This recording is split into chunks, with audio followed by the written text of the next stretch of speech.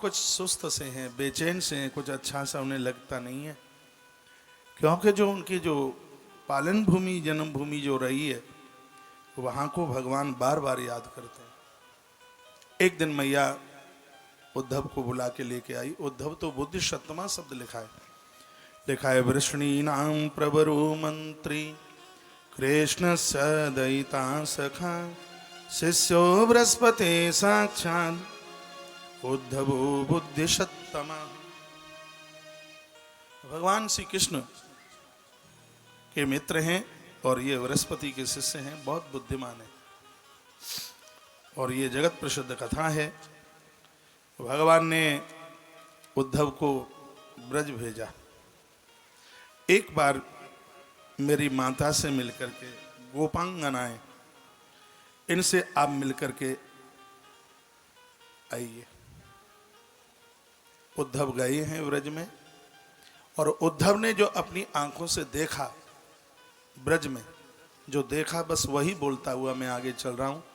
उद्धव गोपी संवाद सुना नहीं पाऊंगा क्योंकि आज मुझे कुछ टाइम 11वें स्कंद के लिए भी निकालना है और आप तमाम कई प्रकार से उद्धव गोपियों की कथा आप सुन चुके हैं, तो मैंने ज़्यादा तरह से उन्हीं कथाओं को ज़्यादा उठाया है जो कथाएं बिल्कुल इसमें तालाबंद रखी हुई थी, ज़्यादा तरह से वही कथा। और अभी भी मैं वही एक ऐसा चैप्टर आपके बीच में परोसने की कोशिश करता हूँ। व्रज में क्या होता है जो उद्धव ने देखा। व्रज में 5 की पूजा नित्य होती है, इसलिए इन ब्रजवासियों के लिए कृष्ण रोते हैं। सुखदेव स्वामी कहते हैं, परीक्षित, इस जगत में यदि मनुष्य अपना उद्धार चाहता है तो इन 5 का बंधन पूजन जरूर करे। कौन कौन है? अग्निर्काति अथिगो विप्राह पितृ देवार्चनान्वतई धूप दीपेश माल्य शै गोपा बासई मनोरमम। वर्णन किया है सुखदेव भगवान कहते हैं कि ब्रजवासी सूर्य को नित्य अर्घ देते हैं। ये हम पूछें कि हम देते हैं कि नहीं? सूर्य साधारण नहीं है, हनुमान जी के भी सूर्य देवता गुरु हैं, तो नित्य सूर्य भगवान को एक भी दिन ना चूके रोजाना अर्घ दें। ब्रजवासी सूर्य को अर्घ देते हैं, दरवाजे पर अतिथि का इंतजार करते हैं। जिस दिन घर के बाहर का व्यक्ति तुम्हारे घर खा के चला जाए, समझ लो कि आज 3 लोक 14 भुवन का नाथ आपकी रसोई का भोग लगा के चला गया। सुखदेव स्वामी कहते हैं, परीक्षित, ये ब्रजवासियों की बहुत बड़ी विशेषता थी। दरबारे पर कोई अतिथि आता था तो उसका ये बहुत आदर करते थे, मान करते थे। तीसरी बात यह है, गायों का नित्य पूजन करते थे। चौथी बात, इनके घरों में नित्य ब्राह्मणों का आगमन होता था। और 5वीं बात, इनके यहाँ देवताओं का नित्य पूजन होता था।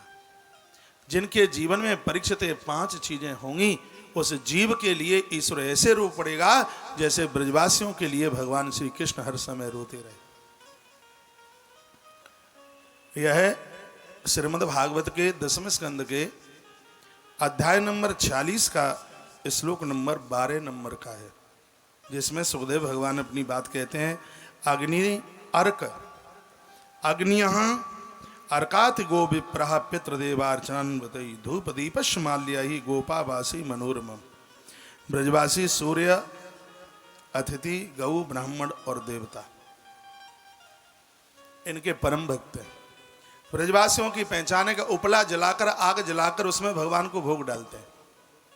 ये तो जब से आलस्य और प्रमाद आया है तब से थाली देवताओं को दिखाना शुरू कर दिया है, नहीं तो जितना भी हमारे ग्रंथों में भगवान का भोग लगाने का जो बताया गया है, अग्नि जलाकर, उपला जलाकर, उस पर घी डालकर, उसके ऊपर फिर 5 आहुति डालने की बात कही। अग्नि मिलती नहीं है, आजकल तो गांवों में भी घूस सिलेंडर ही चलता है।